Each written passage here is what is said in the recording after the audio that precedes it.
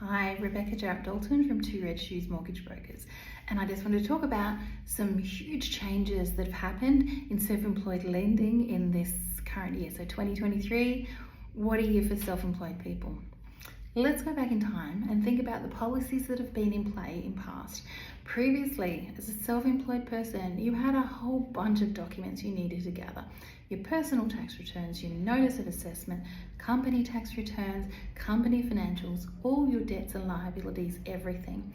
And there was a little bit of an unfair treatment in terms of you couldn't always add back your non-cash expenses that the accountant has written off, kind of double dipping on your living expenses if the company's providing you with some stuff like cars, etc., phones.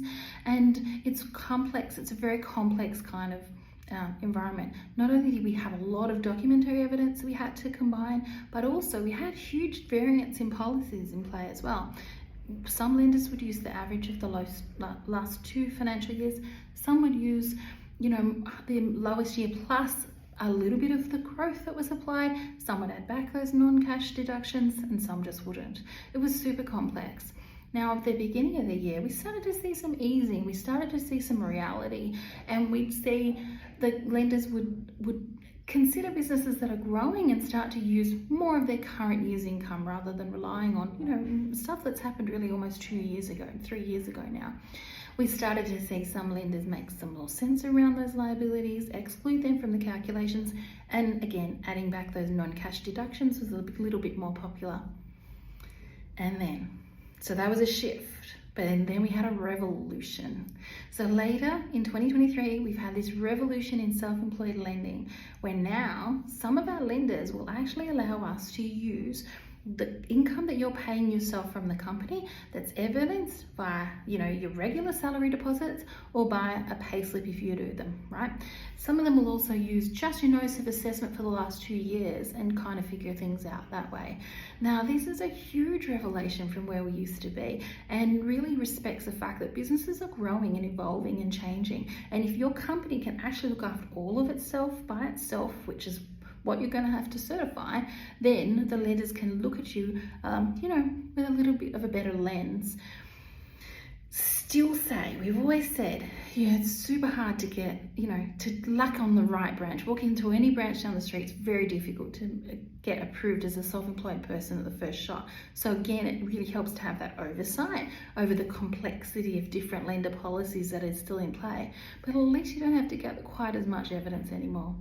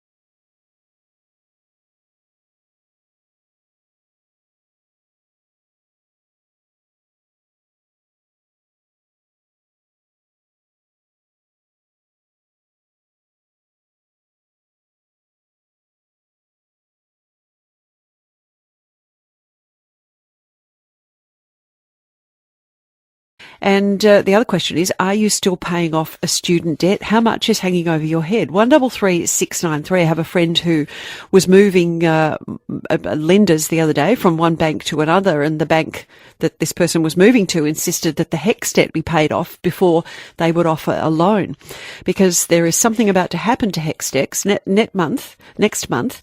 Australian university students and graduates are bracing for an increase to their HECS and HELP debts.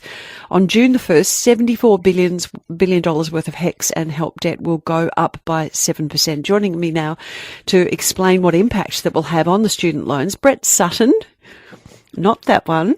This one is a credit advisor with Two Shoes Mortgage Brokers, or Two Red Shoes, I beg your pardon. Brett, good afternoon. Hello, Dee. Thanks for having me on the program. Thank you. We'll get to your name in just a moment. But can you explain what is the change that is happening here for anyone who's got a HECS debt who perhaps doesn't know about this? What's going to happen? Yeah, sure. So the HECS and the HELP debts that university graduates have accumulated typically increase with CPI. Now, between 2010 and 2020, the CPI hasn't been more than 3%, so it's increased marginally for most people. What's happened last year with inflation, it went up 3.9%, and this year we're expecting something in the vicinity of an increase of 7.1%, which is a big jump, and I think that's the shock to many graduates. So inflation is high. If people can afford to pay off those student loans now, does it make sense for them to do that, or would you advise just leaving it there and paying it off at the usual rate? Yeah, it's going to depend on the individual circumstances. While 7.1 is much more than it had been, if you had to borrow that money from other sources, be it credit card or personal loan debts, you would be paying a much higher interest rate. And I would suggest some of those other consumer debts, if you did have some spare cash, is probably what you would be wanting to put it towards. But if you're in a situation where you have a little bit of spare money that you can put towards this debt between now and the 1st of July, I definitely think it could be worthwhile, and you'll insulate yourself a little more from that big jump. How high, Brett, can these HECS and HELP debts get? And in the case of my friend, it was around about $15,000. Can some people accumulate much more than that? Yeah, I think in my practice as a mortgage broker, I've seen some clients with HELP and HECS debts in the vicinities of the 60, 70,000s. And so what hope do they have of paying that back and trying to afford to buy a house or something at one stage? And this is where it becomes tricky, is in the last 18 months, 2 years, APRA, who regulates the lenders, has insisted that lenders stick to around a 6 times debt-to-income ratio. So some of these debts have now are now included in your borrowing capacity. So let's say you have a HECS debt of 50,000, you have an income of 100,000, potentially a lender could lend you 600. But they will only lend you, if you have no other debts other than the HELP or HECS debt, they'll only lend you $550 because you've got that $50,000 sitting there. And your advice then for anyone who has one of these debts? Yeah, if you're looking to purchase a property, look, it's about those future opportunities. If this HELP or HECS debt could limit those, so if you're able to, if you do have a little bit of spare cash flow, might be worth just parking it or putting it towards that to try and reduce it over time. Good advice, thank you. And now, your name, Brett Sutton. How's that working out for you? I regularly get incorrectly tagged on things on social media. I get the blame for lockdowns and all sorts of things. There's a little bit of confusion there, but there's also a segment of the community that's a fan. I was going to say he had a bit of a fan club. And at what stage of the pandemic journey did you realise that it was an issue? It was probably when Victoria were probably, really starting to crank up the lockdowns and, probably enforcing them a little bit more harshly than other parts of the country. That started to cop a bit of heat online, yeah. And do you bear any resemblance to the famous Brett Sutton? Look, I don't think so, no. Unfortunately, because as we said, I think there's some people out there that is popular for that particular reason, but unfortunately not so much. Don't get the two confused. One gives financial advice, one gives That's right. medical advice. Brett, good to talk to you. Thank you. Brett Sutton there, not that one. He's accredited advisor with 2 Red Shoes, they're mortgage brokers.